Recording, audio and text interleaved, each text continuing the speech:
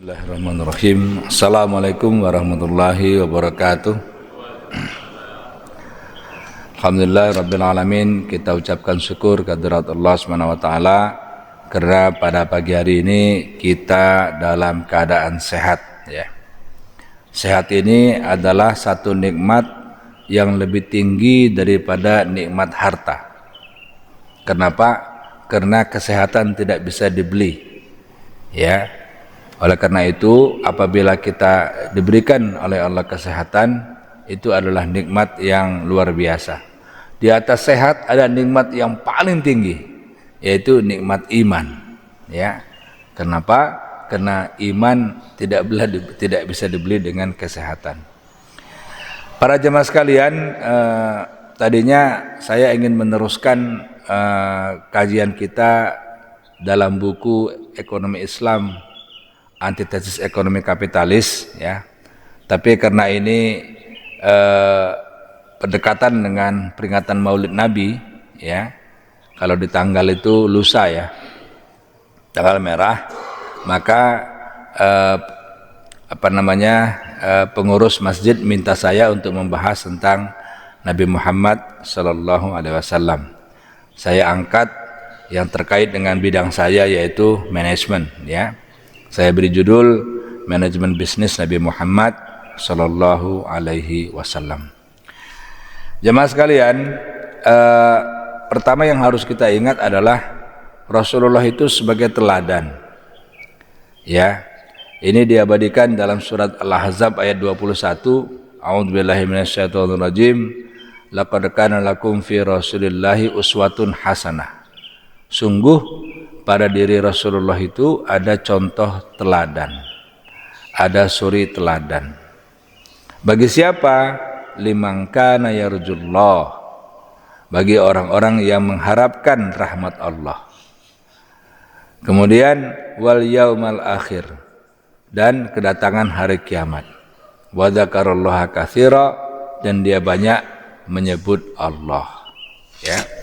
Jadi Rasulullah itu teladan bagi siapa? Bagi orang-orang yang beriman.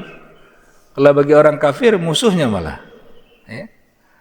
Bagaimana dalam perang Badar orang-orang kafir itu memerangi Rasul.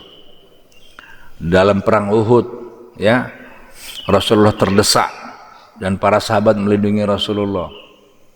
Jadi yang menjadikan Rasul sebagai teladan adalah orang-orang yang beriman, orang-orang yang mengharapkan rahmat Allah, orang-orang yang mengharapkan surganya Allah Subhanahu wa taala.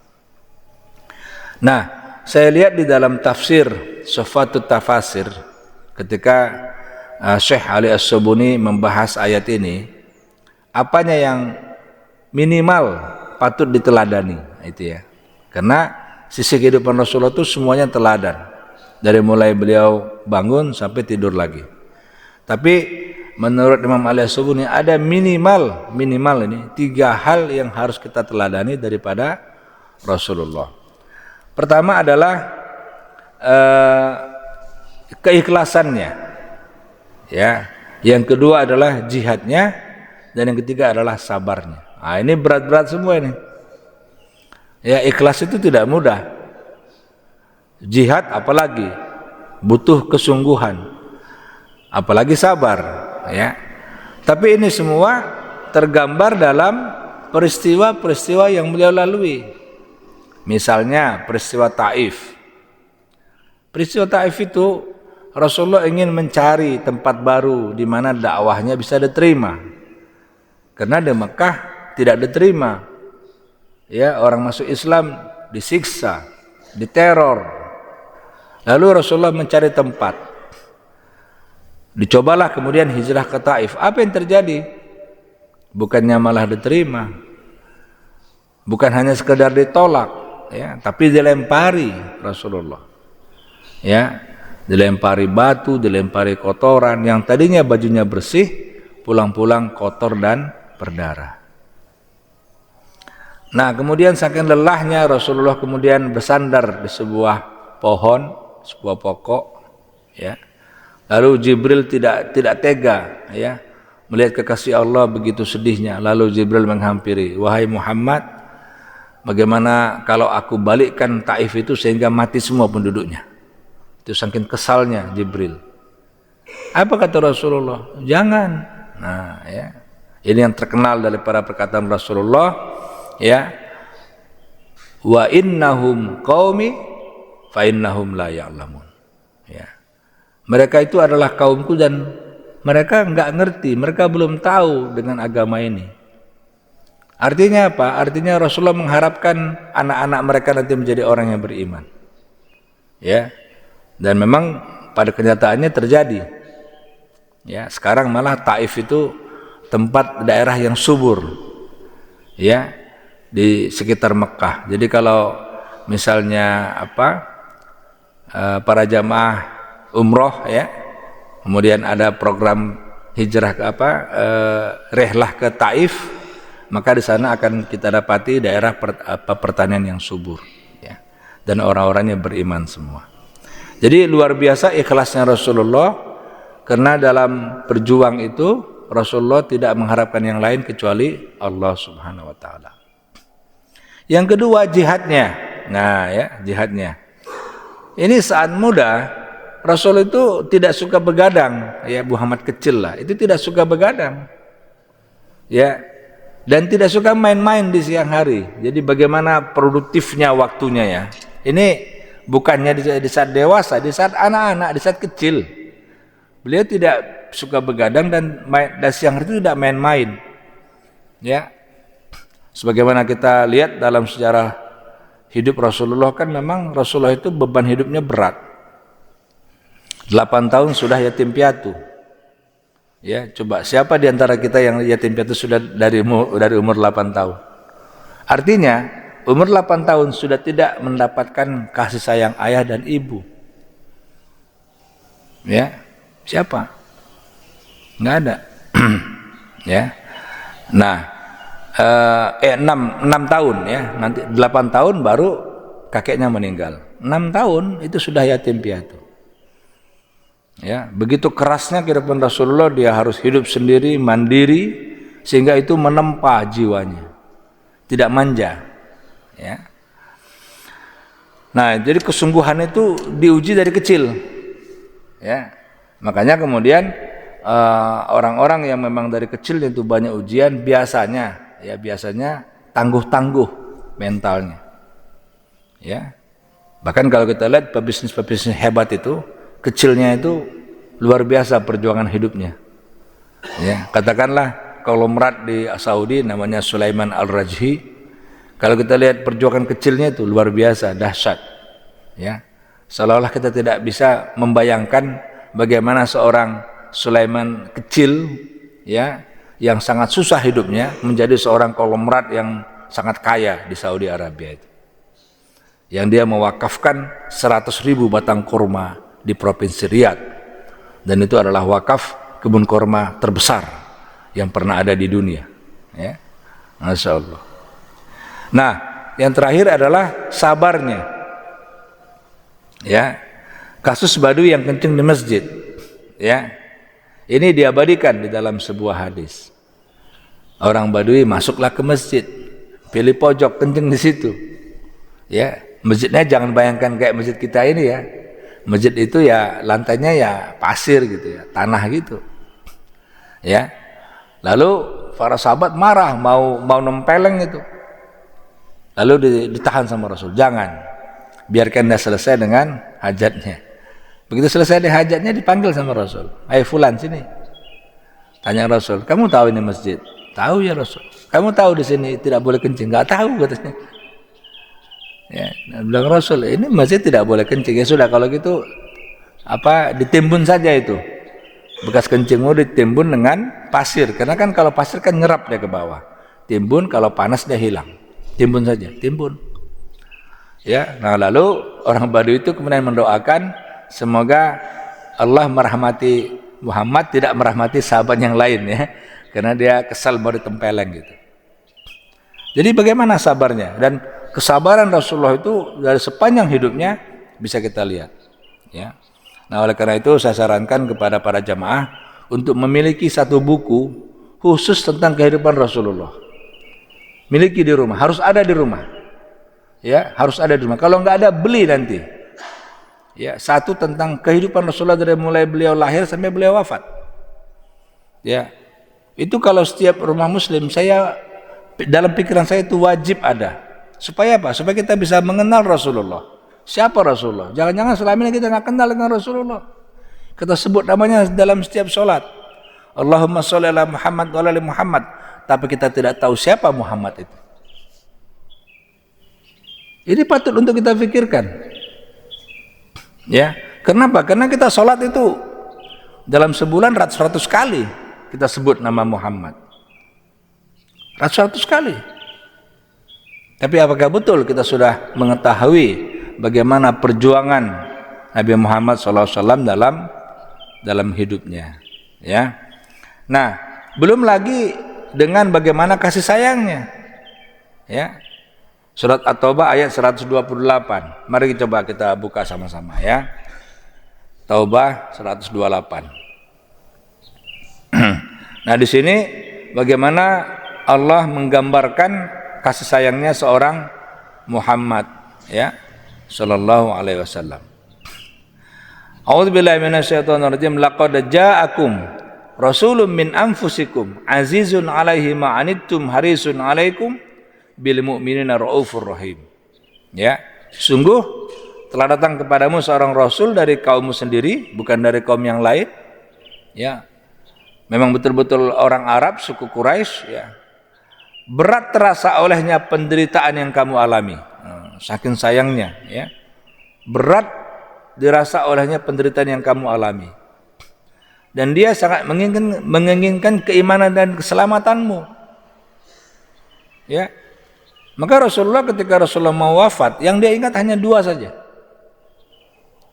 Ummati, ummati, as-sholah, as-sholah. Bayangkan ketika mau dicabut nyawanya oleh malaikat pencabut nyawa, ya, Rasulullah hanya ingat dua saja. Ummati, bagaimana dengan umatku? Kenapa? Karena Rasulullah ingin betul supaya umatnya itu selamat. Ummati, ummati, as-sholah, as-sholah, sholat. Jadi sholat ini salah satu wasiat yang ditinggalkan oleh Rasulullah, jangan ditinggalkan sholat ini. Tapi kita lihat berapa banyak muslim yang tidak sholat. Coba, berapa banyak? Berapa banyak muslim yang hanya muslim di KTP? Berapa banyak muslim yang muslim tapi melanggar semua aturan-aturan muslim, aturan-aturan agama Islam. Ya. Jadi Rasul itu sangat ingin kita itu masuk surga, sangat ingin kita itu selamat. Ya. Nah, digambarkan dalam ayat ini seperti itu. Ya. Kemudian penyantun dan penyayang terhadap orang-orang yang beriman. Ya. Beliau itu santun, beliau itu sayang sekali pada orang-orang yang beriman. Ya. Insyaallah. Mari kita sholawat kepada Rasulullah sebagai bukti cinta kita kepada Rasulullah sallallahu alaihi wasallam. Shalawat tibil qulub ya. Allahumma sholli ala sayyidina Muhammadin tibbil qulubi wa dawaiha wa afiyatil abdani wa sifaiha wa nuril absari wa diyaiha wa ala alihi wa sahbihi wa sallim. Mari kita perbanyak salawat para jemaah untuk Rasulullah sallallahu alaihi wasallam dengan harapan nanti di saat tidak ada syafaat, Rasulullah datang memberi syafaat kepada kita. Nah, bagaimana digambarkan sayangnya Rasul kepada umatnya? Ya, Rasulullah itu contoh kasih sayangnya itu, pertama, beliau tidak pernah berkata tidak pada yang minta. Ya, minta apapun ke Rasul itu, Rasulullah tidak pernah mengatakan tidak. Ya. Misalnya kasus yang meminta pakaiannya yang nantinya akan dibuat kain kafan. Jadi ketika Rasulullah duduk dengan para sahabatnya dalam satu majelis, tiba-tiba datang seorang sahabat Ansor, seorang Ansor datang. Kemudian bertanya meminta kepada Rasulullah, ya Rasulullah, aku ingin meminta kepadamu. Apa kata Rasul? Apa itu? Dia bilang, aku ingin meminta baju yang engkau pakai. Coba. Para sahabat bingung. Marah para sahabat yang lain. Orang satu majelis duduknya. Kamu kalau minta jangan baju yang dipakai dong, tapi yang lain. Enggak, aku ingin minta baju yang dipakai Rasul. Nah, orang Arab itu biasa memakai baju 2 lapis. Ya, baju dalam sama baju luar. Sampai sekarang juga begitu kan. Nah, lalu Rasul memberikan baju luarnya yang warna putih itu pada sahabat Ansor itu ya. Begitu diterima, nangis dia. Dicium-ciumnya lah itu.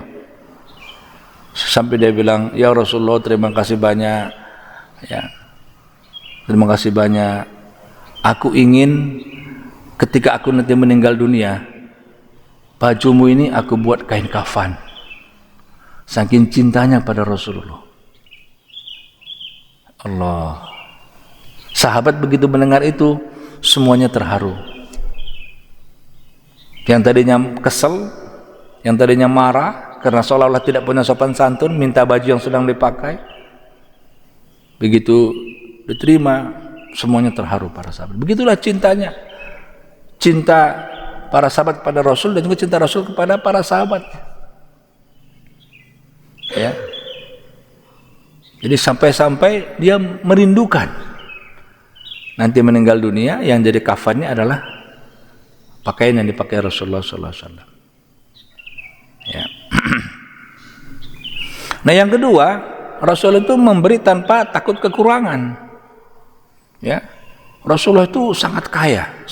Nanti akan saya jelaskan berapa kekayaannya Rasulullah itu. Sangat kaya. Tapi kalau untuk dakwah, untuk perjuangan, berikan semua. Ya, berikan semua. Ya. Misalnya ketika selesai perang Hunain, ya. Perang Hunain ini salah satu sahabat yang ikut namanya Safwan, dan Safwan ini baru masuk Islam, kemudian ikut perang pertama kali perang Hunain. Mu'allaf lah, ya. Begitu menang, ya. Kita dapat ghanimah yang sangat banyak sekali ghanimah. Termasuklah ternak kambing domba yang ada di lembah. Lalu Safwan mengatakan, "Ya Rasul, itu domba apa itu ghanimah kita?" "Iya, ghanimah kita." Rasulullah tahu keinginan Safwan. "Kamu mau itu?" "Mau." "Ambil saja." Masya Allah. Ya, Rasulullah itu memberi tanpa takut kekurangan. Nah, kadang-kadang kalau kita sekarang memberi takut kekurangan, ya, sedekah takut kekurangan, infak takut kekurangan. Padahal Allah sudah janji dalam Al-Quran surat Saba ayat 39, barang siapa yang bersedekah, berinfak di jalan Allah, fahuwa yukhlifuhu, Allah pasti menggantinya. Ya, bagi Allah tidak ada yang tidak namanya janji Allah, pasti Allah tepati. Ya. Nah, tapi karena bisikan setan kita takut. Ya. Oh, jangan infak nanti miskin, jadi takut. Jangan infak nanti hartamu kurang, jadi takut. Jadi enggak infak, jadi enggak sedekah. Ya. Nah, ya, yang ketiga, kalau beliau tidak memiliki sesuatu untuk diberi, diajaknya sahabatnya untuk memberi. Ya. Suatu ketika ada orang yang datang pada Rasulullah bertamu, kemudian Rasulullah tanya sama istrinya, "Ada enggak makanan?" "Enggak ada." Lalu dibawalah tamunya ini kepada sahabat yang lain. Siapa yang mau menjamu tamu ini? Nah, gitu. Para sahabat saya. Ya, berlomba-lomba para sahabat. Ya. Nah, begitulah kasih sayangnya. Ini contoh ya. Kalau kita baca sirah, waduh. Makanya kemudian Michael Hart ya, jadi penulis buku 100 tokoh dunia itu menempatkan Nabi Muhammad sebagai tokoh nomor 1 dunia. Ya, alasannya beliau tidak hanya tokoh spiritual, tapi juga tokoh militer, tokoh keluarga, tokoh negara, semua, tokoh bisnis semua. Ya, makanya beliau sebagai tokoh nomor 1 dunia. Nah, yang menarik adalah testimoni istri. Ini testimoni istri ini tidak mungkin bohong, ya, karena istri itu yang sehari-hari menemani. Sama dengan kita kan, kalau kita ingin ditanya orang, ya, itu bagaimana itu Ustaz yang di Tanjung itu misalnya, tanyalah istri saya, hafal dia dari A sampai Z kan, sehari-hari pasti dia ngomong, oh itu begini. Nah begitu pula dengan Siti Khadijah, ya, apa testimoninya? Demi Allah, Allah tidak akan pernah merendahkan martabat engkau. Karena apa? Karena engkau selalu bersilaturahmi, menghubungkan kekeluargaan. Nah ini sunnah Rasul yang hari ini udah mulai dilupakan, ya, silaturahim, menghubungkan kekeluargaan. Sekarang itu akibat teknologi, hubungan keluarga itu menjadi agak renggang, ya. Pertemuan fisik itu jarang sekali. Yang datang WA, ya kan? Yang datang apa? Pesan-pesan lewat media sosial dan sebagainya. Tapi pertemuan fisik itu jarang sekali. Nah, padahal itu salah satu daripada sunnah Rasul, ya, silaturahim, menghubungkan tali kekeluargaan. Kemudian Khadijah mengatakan, engkau terbiasa menanggung beban persoalan yang berat. Karena dari kecil sudah berat hidupnya, ya. Jadi sudah besar pun terbiasa jadinya.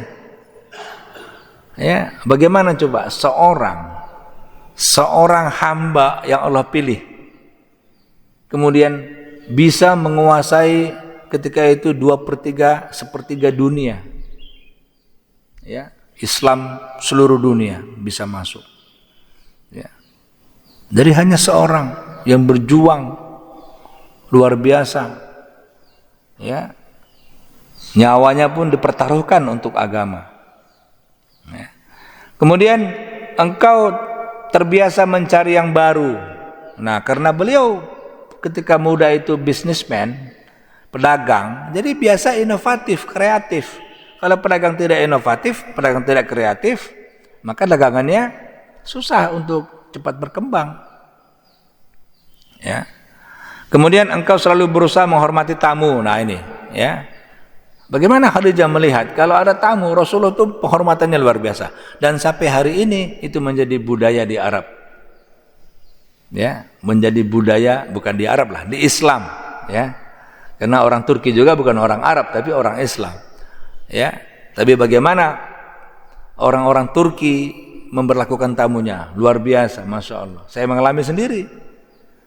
Saya punya teman ketika saya lulus sekolah di Islamabad, saya punya teman orang Turki. Lalu kemudian dalam satu kesempatan saya ziarah ke rumahnya di Istanbul, ya. Begitu saya sampai rumahnya itu, masya Allah, penghormatan keluarganya, ya, orang tuanya, saudara-saudaranya kepada saya luar biasa, ya, menjamu tamu itu luar biasa. Itu budaya, bukan budaya Arab, budaya Islam, ya. Berapa hari yang lalu saya silaturahim ke salah satu syekh Kuwait yang ada di Jakarta, ya. Kita datang cuma 4 orang, tapi yang disuguhkan nasi kebuli sama 1 kambing. Gimana ngabisinnya itu? Itulah bagaimana dia memuliakan tamu itu. Dia, belum lagi ada spaghetti lah, ada apa, ada buah segala macam, lengkap, ada minuman, ya, sampai-sampai salah satu teman itu bilang udah nggak kuat lagi deh. Ya, begitunya, ya, memuliakan tamu. Kemudian selalu menolong dan berpihak pada orang yang berusaha menegakkan kebenaran, keadilan dan kejujuran, ya. Nah, mari kita lihat bagaimana periode kehidupan Nabi Muhammad dan usia Nabi Muhammad. Jadi ini saya bagi pada 4 periode, ya. Pertama adalah masa kanak-kanak, ya, 1 sampai 12 tahun, ya.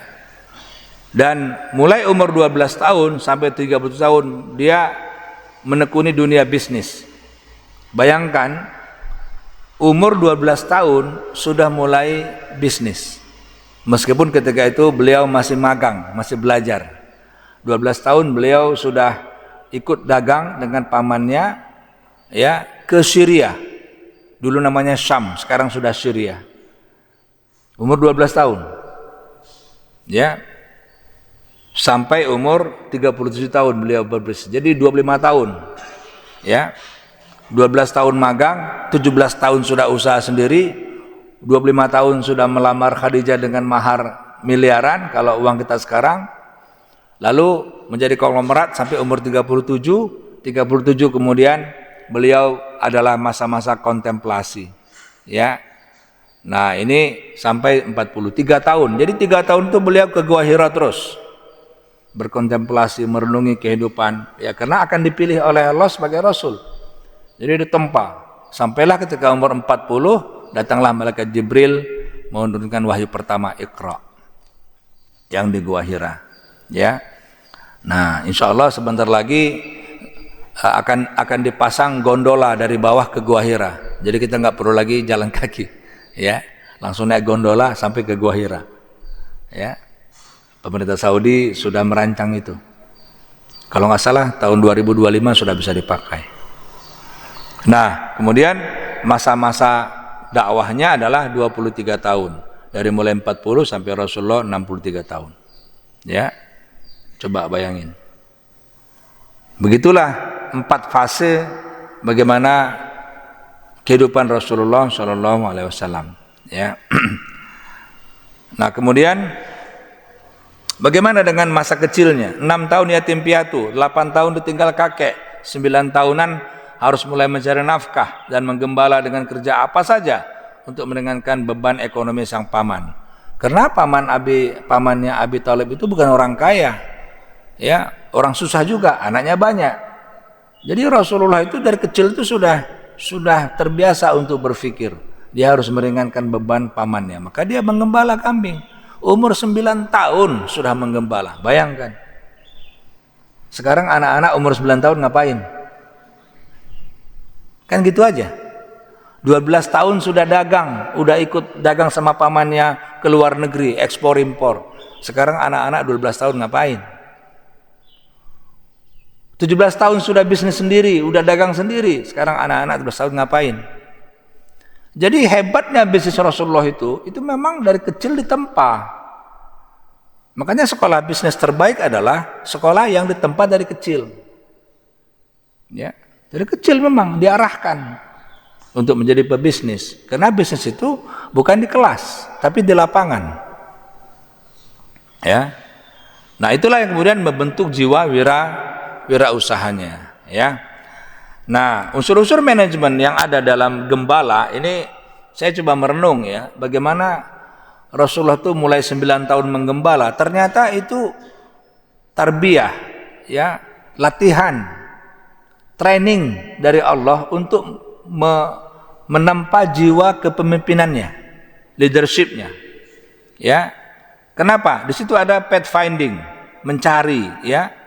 Kenapa? Karena seorang penggembala dia harus mencari padang gembalaan yang subur supaya yang digembalanya bisa makan.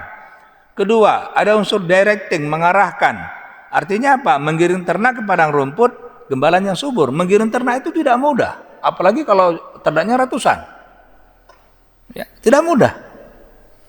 Saya pernah melihat nomaden, ya.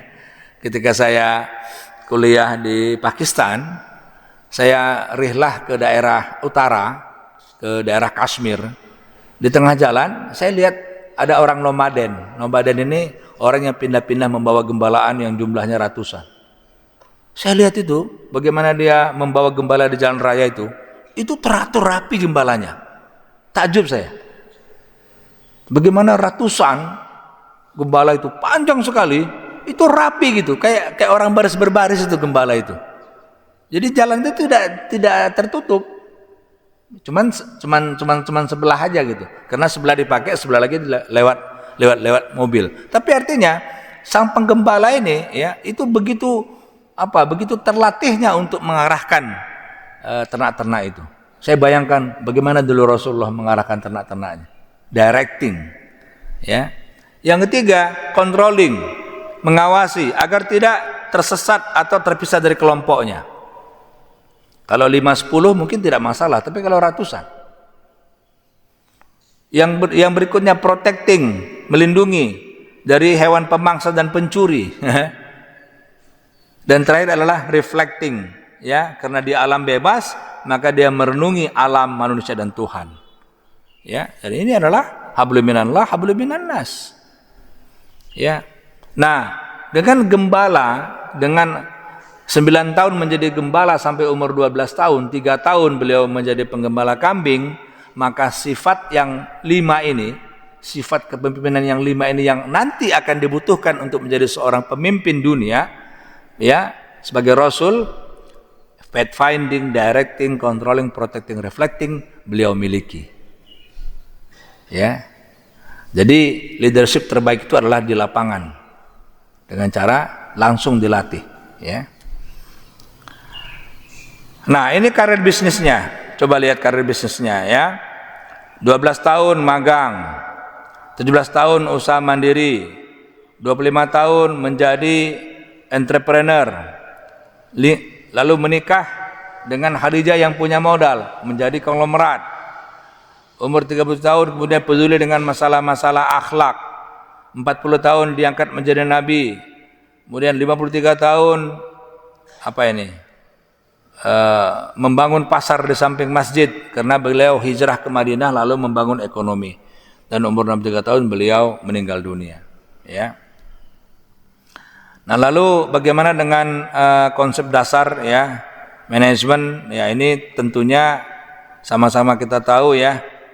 Manajemen syariah yang dibangun oleh Rasulullah langsung beliau contohkan adalah perlakuan terkait dengan nilai keimanan dan ketauhidan. Tidak bisa dipisahkan. Ya, orang yang tidak takut kepada sanksi ataupun azab Allah, tidak mungkin dia bisa berlaku jujur dalam bisnisnya. Ya, makanya sekarang kita lihat banyak orang bisnis segala cara ditempuh. Tidak peduli lagi mana yang halal, mana yang haram. Ya. Termasuk KKN, kolusi dan nepotisme. Ya. Nah, itu tidak ada pada zaman Rasulullah. Nah, lalu kita coba lihat bagaimana pelajaran daripada profesionalisme Nabi itu daripada 4 hal, ya. Siddiq, amanah, fatonah, dan tablik, ya. Siddiq, beliau selalu jujur, ya, dan meyakini betul bahwa membohongi pelanggan sama dengan mengkhianati mereka. Amanah, ya, tidak pernah mengurangi atau menambah sesuatu yang seharusnya disepakati. Fatonah, beliau cerdas, ya, kreatif, inovatif, dan tabligh, beliau argumentatif dan komunikatif, ya. Ini yang kemudian banyak menjadi inspirasi, ya, dalam sifat-sifat atau budaya-budaya kerja, ya, termasuk di BUMN dengan budaya akhlak, ya. Nah, itu banyak, ya, diantaranya adalah amanah tadi, sifat daripada Rasulullah SAW. Nah, kemudian al-amin, ya, al-amin itu kalau saya jabarkan lebih panjang lagi, itu ada 6, ya. Bagaimana menjelaskan konsep al-amin dalam bisnis. Pertama, jujur, An-Nisa 29. Yang kedua, adil, tidak membedakan konsumen. Yang ketiga, ramah dan toleran dalam berbisnis. Yang keempat, cakap, memiliki pengetahuan. Yang kelima, senang membantu, ta'awun atau tolong menolong. Dan yang keenam, menjaga hak konsumen dan tidak menjelekkan bisnis orang lain. Jadi Rasulullah itu sangat luar biasa. Dia tidak pernah menjelek-jelekkan bisnis orang-orang lain. Black campaign itu tidak pernah beliau. Beliau hanya bagaimana caranya supaya beliau itu dalam berbisnis itu dipercaya, itu aja. Bahkan pesaing itu dia perlukan, kompetitor dia perlukan untuk apa? Untuk efisiensi. Makanya beliau itu sebagai pebisnis itu disegani kawan maupun lawan. Kalau disegani kawan, kita bisa maklum, kawan bisnisnya dibantu. Tapi kalau disegani atau dicintai lawan bisnis, kita sulit itu pada kondisi sekarang memahaminya bagaimana. Tapi ketika saya baca sirah itu, bagaimana Rasul ketika ada yang lawan bisnisnya itu kemudian bangkrut, apa yang Rasul lakukan?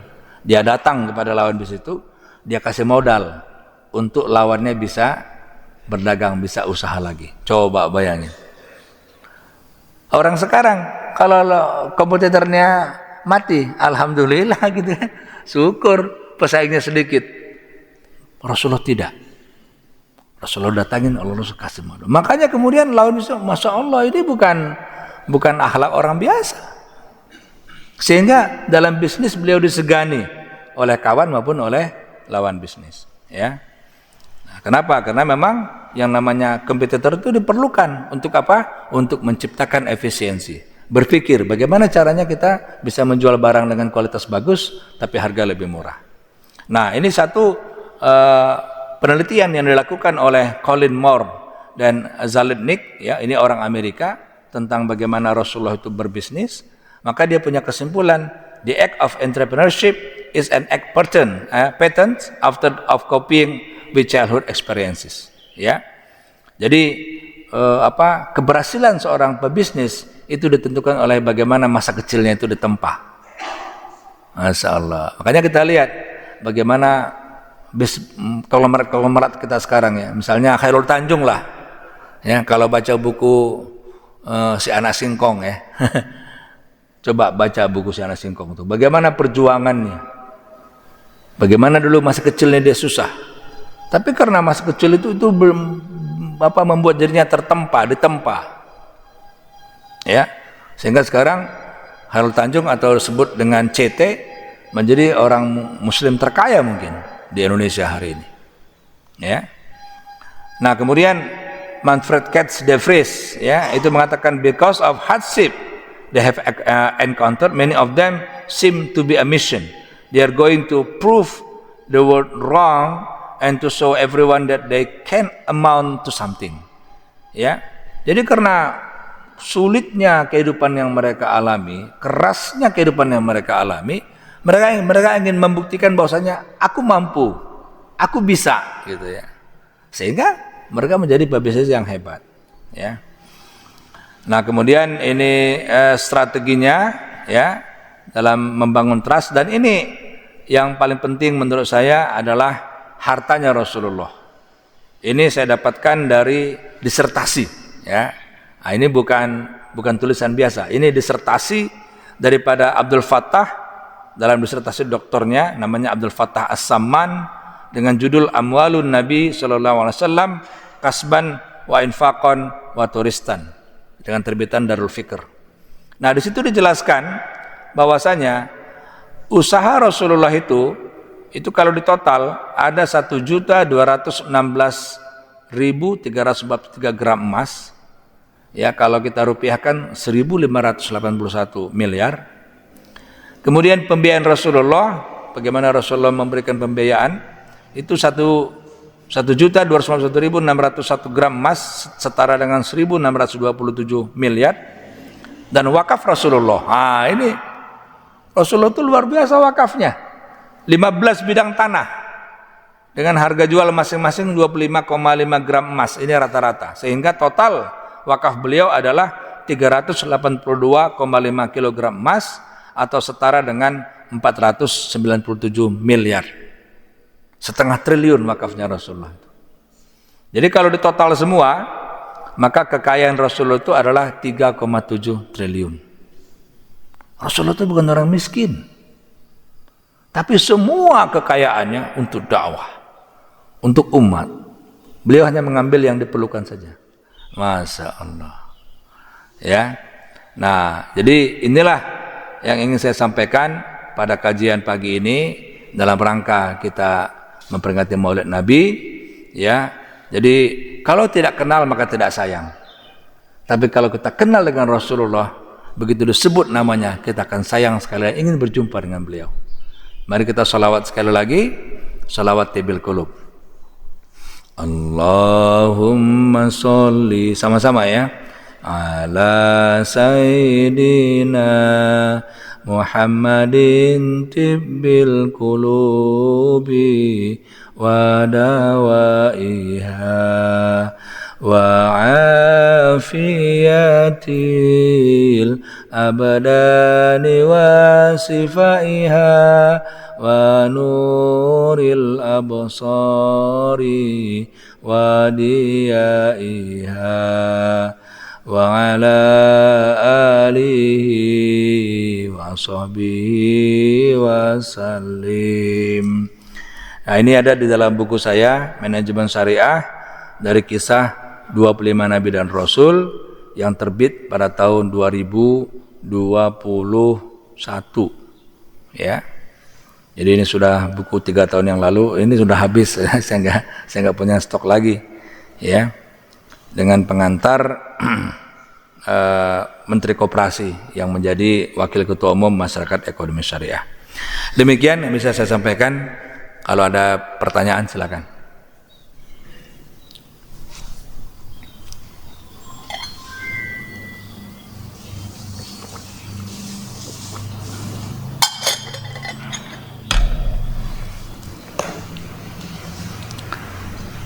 Nanti saya rencanakan setelah buku Ekonomi Islam selesai, kita bahas buku ini. Ya, kita bahas bagaimana kita mengenal para nabi. Sebab saya bahas mulai dari para Nabi Adam.